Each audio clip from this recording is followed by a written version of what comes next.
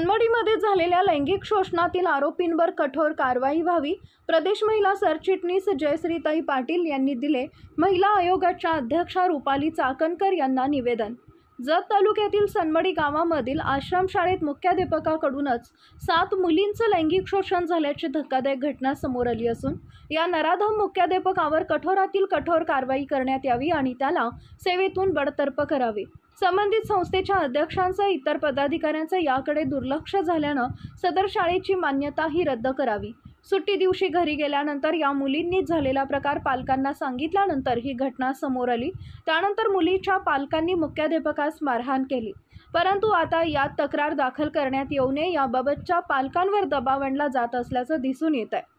या विरोधात सखोल चौकशी होऊन संबंधित मुख्याध्यापकांसह आणखी कोणी दोषी आहेत का हे पाहून त्यांच्यावर कठोरात कठोर कायदेशीर कारवाई आणि विशेष चौकशी समिती नेमावी अशी मागणी यावेळी महाराष्ट्र राज्य महिला आयोगाच्या अध्यक्षा तसेच राष्ट्रवादी काँग्रेस पार्टीच्या प्रदेश अध्यक्षा रुपालीताई चाकणकर यांना निवेदनाद्वारे देण्यात आली आहे। यावेळी राष्ट्रवादी काँग्रेस पार्टीच्या महिला प्रदेश सरचिटणीस जयश्रीताई पाटील, सांगली शहर जिल्हा अध्यक्ष राधिका हरगे, प्रदेश सचिव माजी नगरसेविका सुवर्णाताई पाटील, असंघटित कामगार संघटना जिल्हाध्यक्ष सविता साळुंखे, ग्रामीण जिल्हा कार्याध्यक्ष दीपिका ओमासे, वाळवा तालुका अध्यक्ष तैसीन अत्तार, प्रणिती हिंगलजे, सुनीता जगधने, तबस्सुम मुल्ला, चंपाताई कागे, कमलाताई चव्हाण, अर्चना सरोदे, उषा पाटील, श्वेता पडसलगे, शोभा ओमासे, सुशीला जाधव इत्यादी महिला पदाधिकारी उपस्थित होते। नमस्कार, मी जयश्रीताई पाटील, प्रदेश महिला सरचिटणीस राष्ट्रवादी काँग्रेस पार्टी। आपण आज आमच्या प्रदेश अध्यक्षा राष्ट्रवादी काँग्रेस पार्टीच्या तसेच महिला आयोगाच्या अध्यक्षा माननीय रुपालीताई चाकणकर यांना आज राष्ट्रवादी काँग्रेस पार्टीकडून निवेदन देण्यात आलेलं आहे।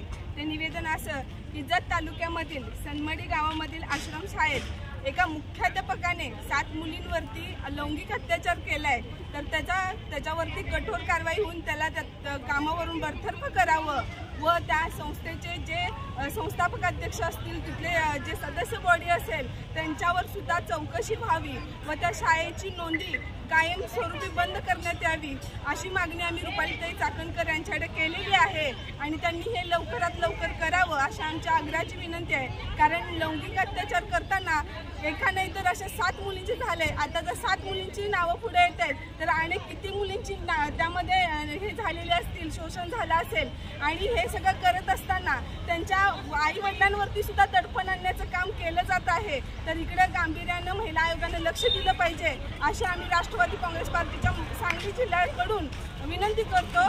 धन्यवाद।